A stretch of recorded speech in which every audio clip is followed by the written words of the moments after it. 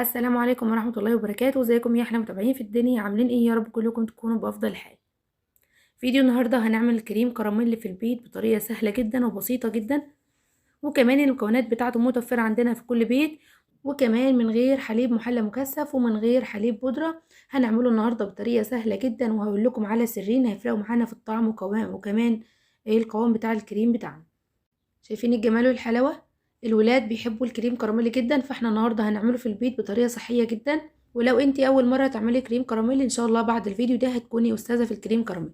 يلا كده على طول انزلوا واعملوا اشتراك وفعلوا الجرس لو انتوا مش مشتركين، وكمان حطوا لايك، ويلا بينا نبدا في الوصفه وكمان المقادير. في الكزرولة دي انا حطيت نص كوبايه من السكر، وكمان هنزل عليهم بمعلقتين اتنين كده من الميه. هاخد بقى كده السكر والميه دول واحطهم على النار متوسطه جدا، ومش هقلب فيهم ولا احركهم غير لما السكر يدوب معايا بالشكل ده.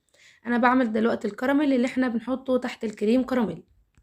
ما تغمقوش السكر ووطوا النار على اهدى حاجه عندكم علشان السكر ما يتحرقش ويدي طعم مر وحش في الكريم بتاعنا. اول ما بيدوب معايا السكر تماما كده وبتاكد ان كل السكر داب واخد اللون الذهبي الجميل ده، ببدا انزل بيه كده بقى في القوالب بتاعتي اللي انا هعمل فيها الكريم كراميل.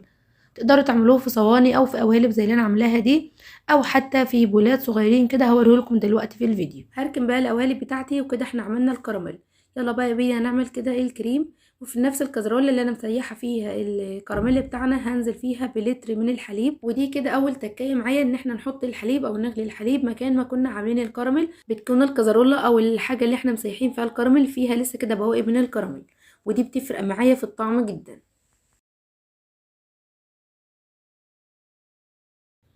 باخد الحليب ده واحطه على النار اول ما بيسخن كده، او يقرب يوصل لدرجة الغليان بشيله من على النار، وبنزل عليه بمعلقتين كبار من الكريم شانتيه. ودي تاني تكاية معايا، ودي اللي بتفرق في القوام جدا، بتخلي قوام الكريم كراميل عفوا سوفت كده وطري مفيهوش اي فقاعات.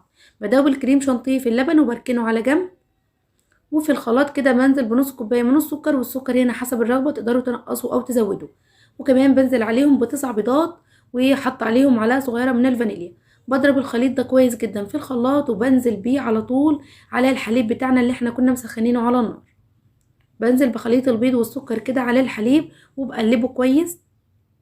وزي ما انتوا شايفين الخليط عامل معايا فقاعات كده او رغاوي كده على الوش. الفقاعات دي لان طبعا احنا ضاربين البيض كويس في الخلاط، فانا هقلبه كده وهسيبه على جنب يهدى حوالي 10 دقايق لغايه لما الفقاعات تهدى كده وتختفي معايا بالشكل ده. شايفين كده بنوصل لاقل نسبه فقاعات في الكريم كراميل، لان الفقاعات دي هي اللي بتعمل معانا الاخرام اللي بتكون ظاهره في الكريم كراميل اللي بتضايقنا كلنا. خطوه كمان مهمه، بنصفي خليط الحليب والبيض ده كويس جدا بمصفى تكون ناعمه علشان نتخلص من اي رواسب كده تكون من البيض او فقاعات او رغاوي كده من الحليب او اي شوايب تكون في الحليب. كده خليط الكريم كراميل بتاعي خلص، بنزل بيه على طول كده في القوالب بتاعتي اللي انا كنت حاطه فيها الكراميل في اول الفيديو. ودي الكاسات الصغننه او الاطباق الصغننه اللي انا بقول لكم عليهم. المقدار ده بيعمل لنا 12 طبق من الصغيرين دول، او بتحطوهم في الطبقين الكبار اللي انا حاطه فيهم زي ما انتم شايفين في الفيديو. المقدار بتاع النهارده ما شاء الله طلع لي كميه حلوه جدا من الكريم كراميل، تقدروا تعملوا نص المقدار ده، وهكتب لكم كمان في صندوق الوصف نص المقادير دي لو عايزين تعملوا نص المقدار كتجربه. بعد ما مليت كده القوالب بتاعتي خلاص، الطبق الصغير ده ما تبقالهوش اي كريم، فهركنه كده على جنب اعمل فيه مره تانية. هفضي كده كل الكريم اللي معايا في الطبقين او في القلبين دول. والخطوه اللي بعد كده بجيب صواني وبحط فيها القوالب دي، وبحط في الصواني ميه تكون بتغلي. الكريم كراميل اللي معانا بيستوي على حمام ميه، مش بنحطه في النار مباشره او في الفرن مباشره. وكمان تقدروا تحطوا الصواني دي على عين البوتاجاز او في الفرن، المفضل عندك تقدري تعمليه. لكن لو هتسوي الكريم كراميل ده على عين البوتاجاز، هتبداي ان انت تغطي القوالب بتاعتك بألمونيوم فويل او بغطيان كده تكون محكمه علشان تكتم الحراره معاك. وكمان هحط كده حوالي معلقتين كبار من الخل في الصواني عشان ما تسودش معايا في الفرن. هدخل كريم كراميل بتاعي الفرن وبيقعد معايا من نص ساعه ل 45 دقيقه على حسب طبعا حجم القوالب. وقعد معايا 45 دقيقه لان القوالب بتاعتي كبيره. هسيبه كده نص ساعه في المطبخ لغايه لما يبرد، وبعد كده بدخله التلاجة وبيقعد معايا في التلاجة ساعه او اتنين لغايه لما يتماسك معايا تماما. وبعد كده بطلعه واقلبه، بحاول اخلص الجوانب كده بمعلقه او سباتولا، وبعد كده بقلب الطبق وبقلب معايا القوالب بتتقلب معايا بكل سهوله.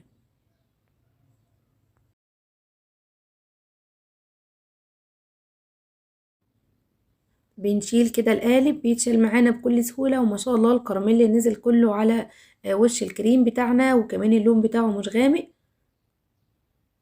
والكراميل نازل معانا سايح كده لان احنا حاطين معلقتين الحليب على السكر واحنا بندوبه على النار، فده بيخلي الكراميل ينزل معانا زي ما قلت لكم في اول الفيديو.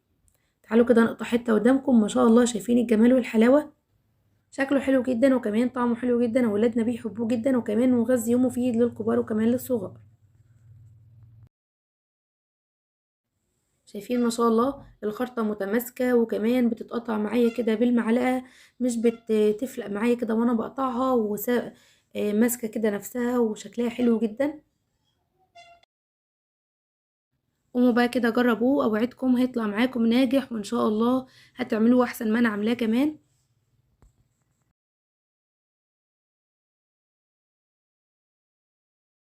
شايفين ما شاء الله، شايفين الجمال والحلاوة، شكله حلو جدا، وكمان من اسهل الحلويات اللي ممكن تعمليها في رمضان، تروي كده عطش طول النهار، وكمان ترطب علينا وطعمها